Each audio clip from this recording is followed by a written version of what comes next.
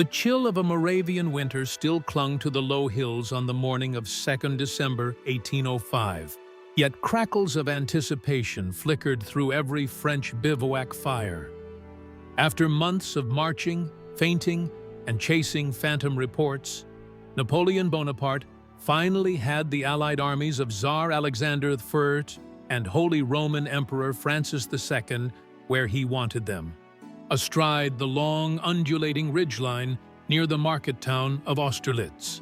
In Paris, the newspapers had begun calling this confrontation the Clash of Three Emperors. In the fields outside Brünn, soldiers simply whispered that the hour of reckoning had come. Smoke from hundreds of campfires drifted into the frosted air, curling around the dark silhouette of the Santon Hill. French sentries, their shakos dusted white with hoarfrost, peered into the fog and thought they saw destiny forming shapes beyond the Pratzen Heights. Napoleon himself paced near a modest farmhouse, boots squeaking in snow, hands clasped behind his back, absorbing every sound in the stillness. He had risked everything, stripping garrisons, racing 800 kilometers in 46 days to bring his outnumbered Grande Armée to this point. Now only a day's light stood between him and the decisive victory that could shatter the Third Coalition. Yet the Allies marched confidently to the fray. Austrian Chief of Staff Franz von Weyrother had convinced the youthful Russian Tsar that the French right was weak, its line sagging south toward the villages of Telnitz and Sokolnitz. A massive Allied left wing, if hurled downhill at dawn, could split Napoleon's army from its main road to Vienna, forcing the Corsican upstart to retreat or be crushed against the Schwarze stream. Alexander's eyes blazed at the prospect of humbling the man who had crowned himself emperor barely a year before. As ice glittered on every fur-trimmed shabrak, Russian hussars and Austrian grenadiers formed dense columns, their breath pluming like dragon smoke. Drums beat a steady tattoo that echoed across the valleys.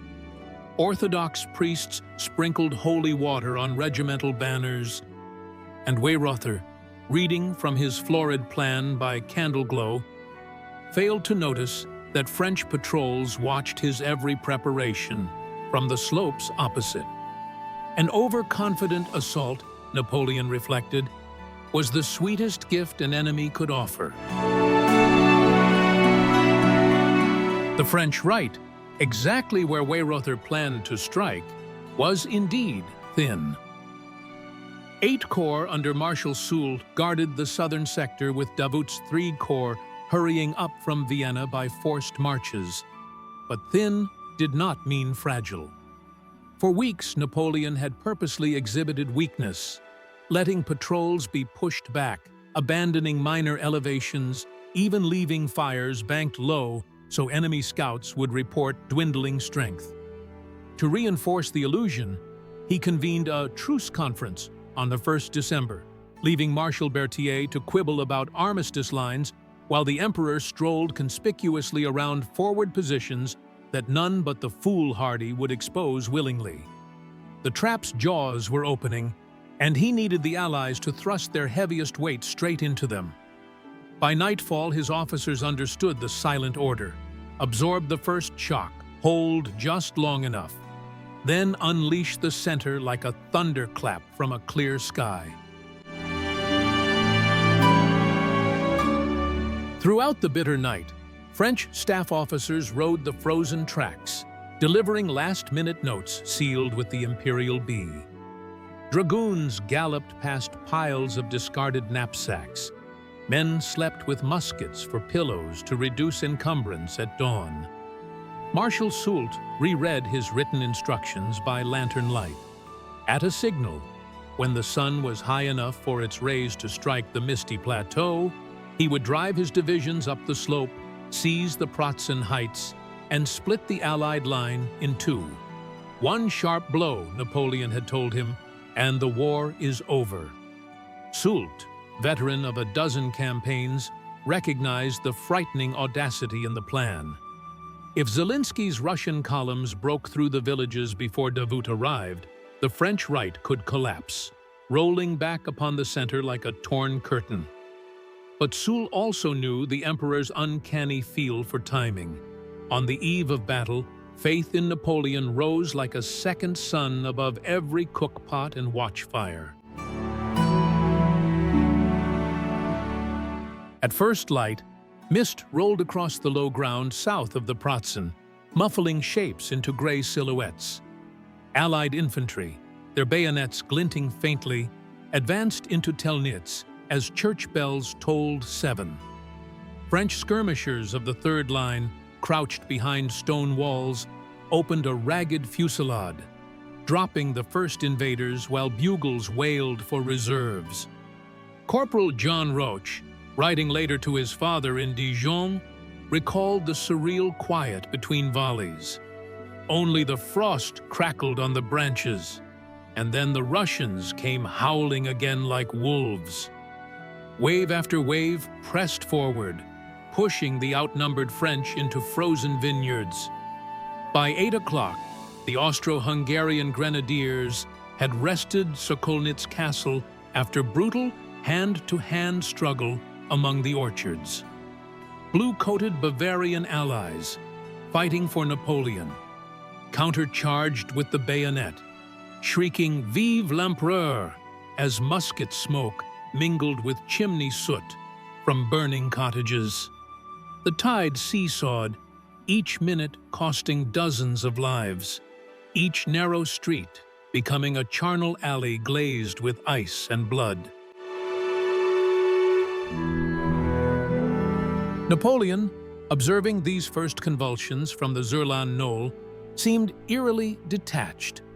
A staff colonel remarked how he leaned on his telescope, nodding whenever another Allied column disappeared into the valley, exactly as a spider twitches when feeling prey twist deeper into its web. Soon, the emperor saw what he desired. The Allied center on the Pratzen Heights was thinning, its battalions siphoned off to reinforce the left's promising advance. At 9 a.m., the fog suddenly tore apart under a blaze of pale winter sunlight. Flooding the plateau with a gold so intense, veterans would forever recall it as the sun of Austerlitz. Napoleon swept his arm toward the very crest of the Pratzen and gave Soult a single word: en avant. Drums rolled, eagle standards glinted, and 16,000 French infantry surged uphill in perfect alignment. The still smoking cannon pits of the Allies, left almost unmanned, could offer only scattered resistance before the tricolor flags burst over the ridgeline like storm clouds blown backwards. General Louis de Saint-Hilaire's division struck first, bayonets glittering like a field of icicles, crashing into the Russian fourth line just as they wheeled about to face this unexpected tempest. Colonel Kutuzov, grandnephew of the famed field marshal, tried to rally with hussar sabers flashing, but the French pressed inexorably, musketry ripping holes in green coats at 20 paces. Within minutes, whole battalions were sliding downhill, slipping on bloody snow, abandoning cannon whose wheels were jammed by frozen mud. To the right, General Dominique Vandam's men poured through gaps, firing point-blank into wavering Austrian ranks. A frantic courier galloped to Tsar Alexander. "The center is breached!" The Tsar, barely 28 and burning with martial zeal, spurred into a knot of cavalry, desperate to organize a counterstroke, but found only confusion, staff riders colliding, orders conflicting, commanders shouting in Russian, German, and Czech, while French roundshot plowed geometric ruin through their midst. Meanwhile, Marshal Davout, after a heroic overnight march of 45 miles, arrived on the extreme French right with three corps, just as the embattled defenders of Telnitz reached exhaustion. Ignoring blistered feet, the men of the 10th Leger splashed across the Goldbach stream, volleying at Austrian Jaegers, who believed victory already theirs. Davout's artillery unlimbered in icy water, firing grape shot that turned wooden bridges into splinters and men into scarlet foam. The Allied left, which moments earlier scented triumph, stalled under this sudden iron rain. General Buxhoden, its commander, received conflicting messages. Weyerother urged continued attack. Alexander demanded reinforcement for the sundered center. Paralysis spread, musket barrels cooled, enthusiasm drained away like warmth from an open wound. Above it all, the Pratzen Heights had become a furnace of thunder. Soult's divisions now wheeled inward, widening the gap, threatening to encircle the Allied right. Russian Guard cavalry, those vaunted horsemen in crimson shakos, charged uphill in glittering waves, sabers slashing, plumes tossing in the sharp wind. French four-pounders waited until hoofbeats thundered within pistol range, then unleashed double canister that scythed horse and rider alike. Survivors slammed into squares bristling like steel porcupines, broke, reformed, and charged again, only to die upon walls of bayonets streaked black with powder and crimson with gore. In later years, elderly veterans would close their eyes and still hear the hideous drum fire of hooves on frozen turf, the sob of wounded chargers, the high scream of a trumpeter pinned beneath his dying mount. By noon, the battle's axis had inverted. What began as an Allied hammer blow on the French right had become a gigantic pincer closing upon the Allies themselves. Napoleon directed Bernadotte's Huit Corps to reinforce Soult, then shifted Murat's cavalry reserve toward the collapsing enemy center.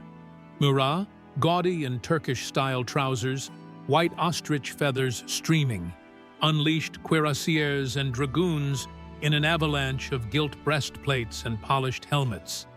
They smashed into Russian infantry, trying to retreat eastward, cutting orderly columns into panicked knots. Captain Denis Charles Parquin later wrote, "The enemy squares dissolved beneath our hoofs like sugar in hot wine." Hundreds of prisoners were swept into makeshift pens behind the French line. Captured standards were piled at Napoleon's feet until the heap resembled a silken pyre awaiting the torch of victory.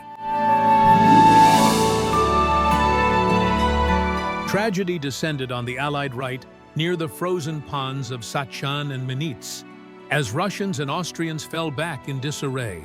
Davout's gunners wheeled up on dry knolls and raked the ice with round shot.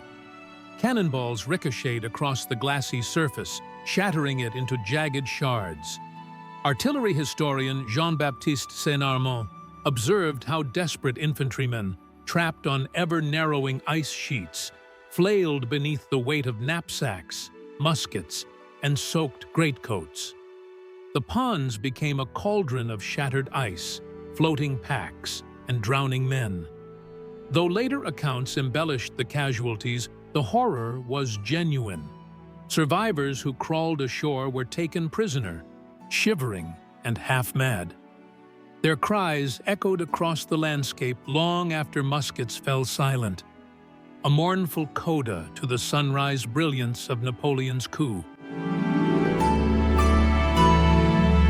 At 2 p.m., the last organized resistance flickered out on the Pratzen as the Russian Guard artillery, their eagles blackened with smoke, limbered up and rolled away toward Austerlitz village. Tsar Alexander, cheeks streaked with soot, stared at the battlefield and whispered, "We are babies in the hands of a giant." Emperor Francis II, who had watched from the rear, ordered a general retreat toward Hungary. Napoleon, seated astride a gray charger named Marengo, surveyed slopes littered with abandoned caissons, broken muskets, and the spent bodies of 30,000 Allied casualties. His own losses were scarcely one-third that number. "Gentlemen," he told his marshals, "I am content. Remember this day when you speak of great deeds." Then, as drifting snow began to cloak the dead, he dictated the first lines of a bulletin that would electrify Europe. "Soldiers, I am satisfied with you. In the Battle of Austerlitz, you have justified everything that I expected of your intrepidity. You have adorned your eagles with immortal glory." The aftermath rippled across the continent faster than winter storms. The Austrian Empire sued for an armistice within a week, leading to the Treaty of Pressburg and the dissolution of the Holy Roman Empire Napoleon had derided as little more than a ghost. Bavaria and Württemberg were elevated to kingdoms under French protection, while Prussia hesitated, then lurched toward rearmament that would burst into war the following year.